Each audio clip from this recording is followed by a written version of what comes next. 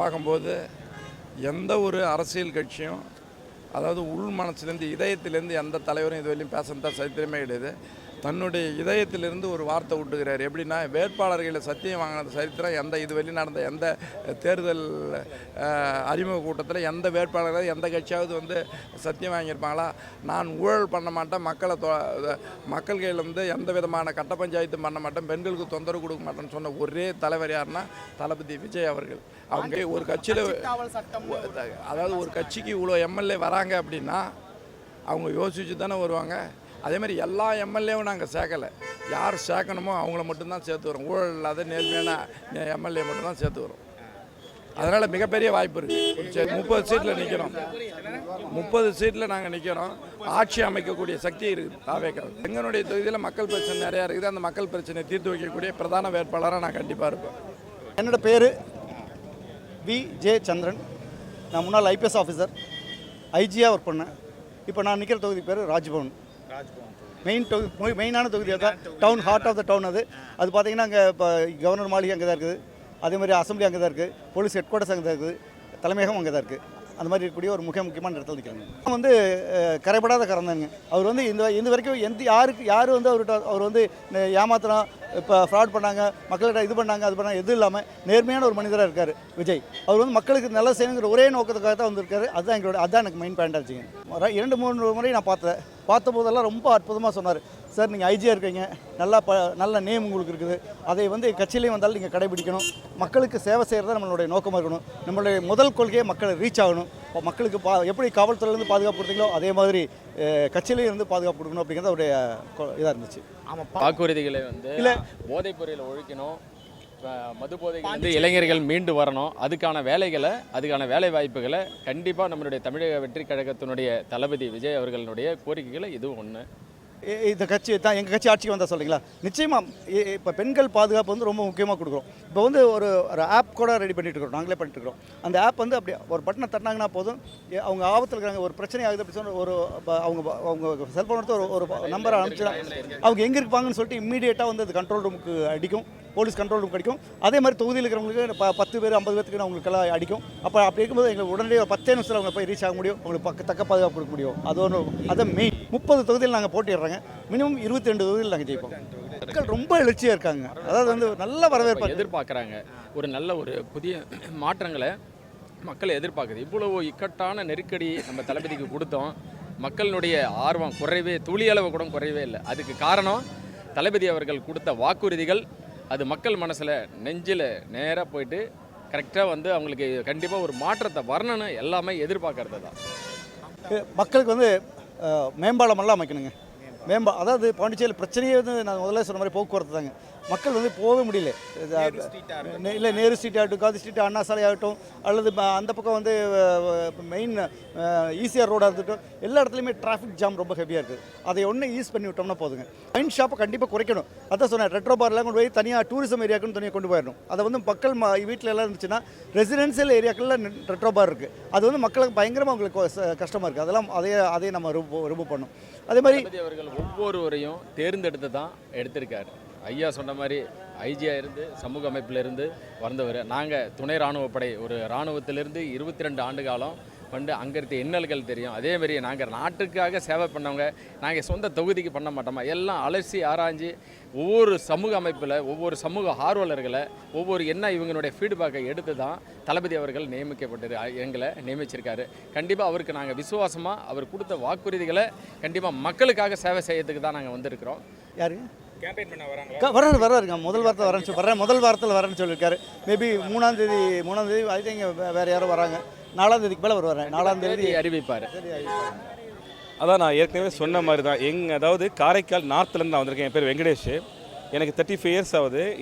என்ன மாதிரி ஒரு இளைஞர்களுக்கு தளபதி எங்கள்லாம் சூஸ் பண்ணி சீட்டு கொடுத்தது ஒரு மிகப்பெரிய எங்களுக்கு ஒரு வரப்பிரசாதம். எஜுகேஷனில் நிறைய குளறுபடிகள் இருக்குது சார். அங்கே ஒரு ஸ்கூல் லெவல் எஜுகேஷன்லேயும் அவ்வளோ பிரச்சனை, அதுக்கப்புறம் காலேஜ் லெவல்லையும் அதிக பிரச்சனை. என்னென்னா தேர்ச்சி சதவீதம் ரொம்ப கம்மியாக இருக்குது. 65% தான் கவர்மெண்ட் ஸ்கூலில் தேர்ச்சி ஆகுறாங்க. இது அரசுடைய மிகப்பெரிய ஒரு அசிங்கமான விஷயம். இது கவர்மெண்ட் நடத்துறதுக்கு தகுதி இல்லாதவங்க தான் இந்த மாதிரி இருப்பாங்க. வேலை வாய்ப்புன்னு ஒன்று எங்கள் ஊரில் கிடையாது. 10,000 பேருக்கு வேலை தரேன்னு சொல்லிட்டு ஒரு 800-900 பேருக்கு வேலை கொடுத்துருக்காங்க. 1000 கூட கம்ப்ளீட் பண்ண முடியல. யாராலன்னா முதலமைச்சரால். அவருக்கும் வந்து முழுமையான சுதந்திரத்தை சென்ட்ரல் கவர்மெண்ட் கொடுக்கல. ஒரு அடிமை முதலமைச்சராக தான் சென்ட்ரல் கவர்மெண்ட் அவரை பயன்படுத்திட்டு இருக்கிறாங்க.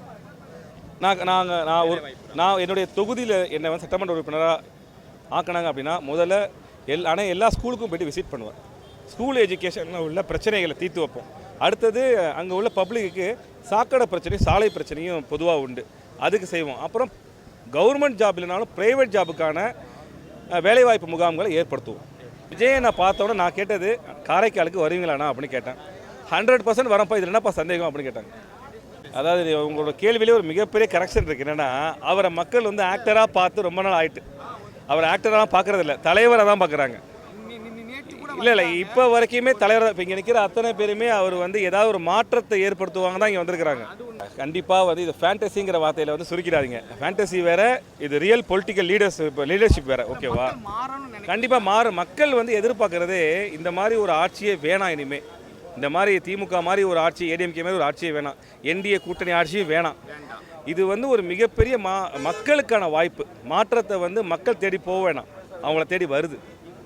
அதாவது மெயினாக ஏதோ அரிசிலையும் பருப்புலையும் ஏதோ போலி பண்ணாங்க, ஏதோ சாப்பிட்டு ஏதோ மெடிசின்ஸில் வந்து, அதாவது ட்ரக்ஸில் வந்து போலி தொழிற்சாலை உருவாக்கி அதுக்கு சப்போர்ட் பண்ணது ரெண்டு கட்சியுமே தான்.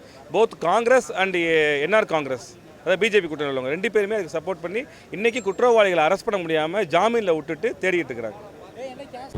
என் பேர் ஆர்கே அப்துல் ஜலீல். தமிழக வெற்றி கழகத்தினுடைய இன்றைக்கி 2026 சட்டமன்ற தேர்தலில் தென் தமிழகத்தில் இருக்கக்கூடிய தென்காசி கடையநல்லூர் சட்டமன்ற தொகுதியினுடைய வேட்பாளராக என்னை அறிவிச்சிருக்கிறாங்க. அந்த இருக்கக்கூடிய பெரும்பான்மையாக சிறுபான்மை மக்கள் வசிக்கக்கூடிய பகுதியாக இருக்குது. தொடர்ச்சியாக இன்றும் சிறுபான்மை மக்கள் பலகட்ட போராட்டங்களை தான் இன்றைக்கி முன்னெடுத்துக்கிட்டு இருக்கிறாங்க. தங்களுடைய வாழ்வாதாரங்களுக்காக போராடக்கூடிய சூழல் ஏற்பட்டுக்கிட்டு இருக்குது. அங்கே இருக்கக்கூடிய ஒரு பள்ளிவாசலோ தேவாலயங்களோ கட்டுவதற்கு இன்றைக்கி இருக்கக்கூடிய காலகட்டத்தில் சமூக நீதி மாடலில் எவ்வளவு அழுத்தங்கள் இருக்குன்றது எல்லாத்துக்குமே தெரியும். இது பிறப்புக்கும் எல்லா உயிருக்கும் சொன்ன தலைவர் தளபதியினுடைய இந்த தமிழக வெற்றி கழகம் எல்லாருக்கும் ஒரு சமூக நீதி பார்வையில், இந்த ஒரு சமூக நீதியினுடைய கொள்கையில் இந்த அரசு செயல்படும். நிச்சயமாக 234 தொகுதிகள் மட்டுமல்ல, புதுச்சேரிக்கும் இன்றைக்கி வேட்பாளர்கள் அறிவிச்சிருக்கிறாரு. 2 மாநிலங்களிலுமே மிகப்பெரிய ஒரு ஆட்சி மாற்றத்தை 2026 எதிர்பார்க்க. இருக்கக்கூடிய அநியாயங்களையும் அவலங்களையும் தட்டி கேட்டு அதை நிறுத்தினாலே பெரிய கனிம வள கொள்ளைகள் இருக்குது, இயற்கை வளங்கள் பாதிக்கப்பட்டுக்கிட்டு இருக்கு, சாமானியர்கள் சிறுபான்மை மக்களுக்கு நெருக்கடிகள் அதிகமாகிக்கிட்டு இருக்குது. அப்படின்றதெல்லாம் இன்றைக்கி அதெல்லாம் தடுத்தாலே இன்றைக்கி பெரிய விஷயமா இருக்குது. பெண்களுக்கு தொடர்ச்சியான பாதுகாப்பு அல்ல, போதைப் பொருட்கள் தொடர்ச்சியாக வழிஞ்சோடிக்கிட்டு இருக்கு. அயல்நாட்டு போதைப் பொருட்கள் சர்வசாதாரணமாக இங்கே திரியக்கூடியதை பார்த்துக்கிட்டு இருக்கிறோம். இந்த இன்றைக்கி குரூப் ரவுடிசம்னு சொல்லக்கூடிய கூட்டு ரவுடியினுடைய இது இருக்குது. நம்ம தேசிய கட்சியினுடைய ஒரு மாநில தலைவரே பட்டப்பகலில் கொல்லப்பட்ட இதெல்லாம் பார்த்துக்கிட்டு இருக்கிறோம். இன்றைக்கி நாங்குநேரி போன்ற பகுதிகளெல்லாம் வந்து எப்படி வந்து சாலையில் நின்று தேநீர் குடிச்சிக்கிட்டு இருக்கிறவரெல்லாம் வெட்டி கொல்லப்பட்டுக்கிட்டு இருக்கிறதெல்லாம் நம்மளால் பார்க்க முடியுது. எந்த ஏரியாவில்? கடையநல்லூரில் கேட்குறீங்களா?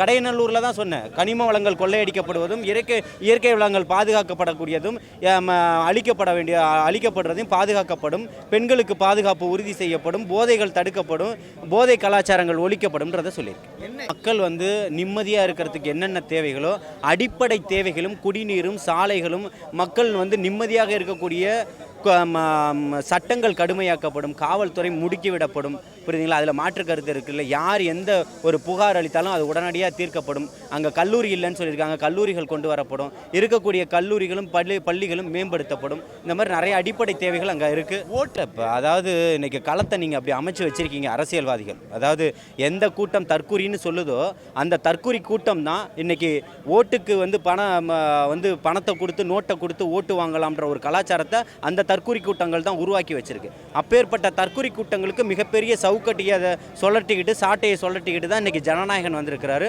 நிச்சயமாக ஜனநாயகம் வென்றெடுக்கப்படும். நன்றி. அதுக்கு காரணமே எங்கள் கழக தலைவரும் எங்கள் பொதுச் செயலாளரும் எங்களுக்கு கொடுக்குற சுதந்திரம் தான்.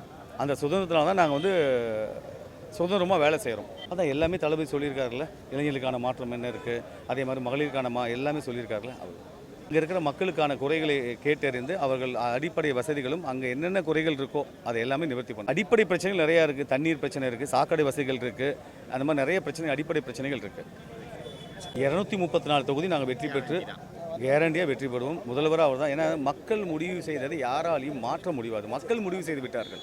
தமிழக முதல்வராக தளபதி அவர்கள் வர வேண்டும் என்று இந்த தமிழ்நாட்டு மக்கள் முடிவு செய்து விட்டார்கள். இது நாங்களோ கட்சிக்காரங்களோ எடுத்த முடிவில்லை, மக்கள் முடிவு செய்து விட்டார்கள். என் பேர் எம் சிவகுமார், அரியலூர் சட்டமன்ற தமிழக வெற்றி கழக வேட்பாளராக இன்றைக்கி அறிவிக்கப்பட்டிருக்கேன். கழகத் தலைவர் தளபதி அவர்களால் கண்டிப்பாக ஜெயிச்சு அவர் காலடியில் வெற்றி சான்றிதழ் கொண்டு வந்து சமர்ப்பிப்பேன். எங்கள் ஏரியா வந்து அதிகப்படியான சிமெண்ட் ஃபேக்ட்ரிகள் உள்ள பகுதி. இன்னொரு ஒன்றியத்தில் பார்த்திங்கன்னா டெல்டா பாசன பகுதி. அந்த பகுதியோட விவசாய மக்கள் அதிகமாக வாழ்கிற பகுதி திருமானூர், டீப்பலூர் பகுதி. அரியலூர் பகுதி பார்த்திங்கன்னா சிமெண்ட் ஃபேக்ட்ரி அதிகமாக மாசுபடுது. சிமெண்ட் சாலைகளால் நிறைய விபத்துகள் நடக்குது. இதெல்லாம் எங்களுடைய ஆட்சிக்கு வந்ததுக்கப்புறம் இதெல்லாம் முற்றிலுமாக களையப்படும். இது எதுவுமே பண்ணாமல் ஒரு ஊழல் மட்டுமே அந்த பிரித்து ஓடி கிடக்கிற அந்த ஒரு மாவட்டம் அரியலூர் மாவட்டம். அங்கே இருக்கிற அமைச்சர் பார்த்திங்கன்னா இப்போ பஸ் ஸ்டாண்டை வந்து இப்போ 6 வருஷமாக கட்டினாங்க, 5 வருஷமாக. அவரோட கலைஞர் அறிவாலயத்தை 1 மாதத்தில் கட்டுறாங்க. இப்போ அதுக்கு எவ்வளோ வேகம் காட்டுறாங்க. அந்த பேருந்து நிலையத்தில் இன்னும் கடையை திறக்காமல் இருக்குது. இதெல்லாம் எங்களோட வெற்றி கழகம் ஆட்சிக்கு வந்ததுக்கப்புறம், தமிழக வெற்றி கழகம் ஆட்சிக்கு வந்ததுக்கப்புறம் எங்கள் கழகத் தலைவர் முதலமைச்சரான அனைத்து பிரச்சனைகளும் தீர்க்கப்படும். பூண்டி விஜயகுமார் அட்வொகேட் கும்மிடிப்பூண்டி கேண்டிடேட்டாக அறிவிச்சிருக்காரு, தளபதி அறிவிச்சிருக்காரு. கும்மிடிப்பூண்டியில் நிறைய வந்து இண்டஸ்ட்ரியில் வந்துட்டதால் பொல்யூஷன் கண்ட்ரோல் பொல்யூஷன் நிறைய இருக்குது. அதனால் மக்கள் பாதிச்சிருக்காங்க. கவர்மெண்ட் காலேஜ் கிடையாது, ஆரம்ப சுகாதார ஹாஸ்பிட்டல் இல்லை, ஸ்கூல்ஸ் கடுமையாக இருக்குது. இதெல்லாம் தான் நம்ம கோரிக்கையாக தளபதிக்கிட்ட வைக்க போகிறோம். இதை வர 5 ஆண்டில் நிறைவேற்றப்படும். இதெல்லாம் இளைஞருக்கும் நம்பிக்கை இருக்குது, சொந்தங்கள் நிறைய பேர் இருக்காங்க, மகளிர் சப்போர்ட் இருக்குது. அதனால தான் தாவக்கையில் நிறைய சப்போர்ட் இருக்குது. அதனால் அதில் இணைஞ்சு நாங்கள் எல்லா இளைஞர்களும் மாற்றத்தை உருவாக்க தான் இவ்வளோ இளைஞர் வந்திருக்கோம். எல்லோரும் பண்ணுவோம். எல்லா விஷயமும் இப்போ நான் சொன்ன பார்த்தீங்களா, ஸ்கூலு காலேஜ் எதுவுமே இல்லாமல் இருக்குது, ஊழல் நிறைய இருக்குது, பெண்களுக்கு பாதுகாப்பு இல்லை, எல்லாமே மாற்றம் கொண்டாடணும் தளபதி சொல்லியிருக்காரு. கண்டிப்பாக இதை நிறைவேற்றுவோம். நன்றி, வணக்கம்.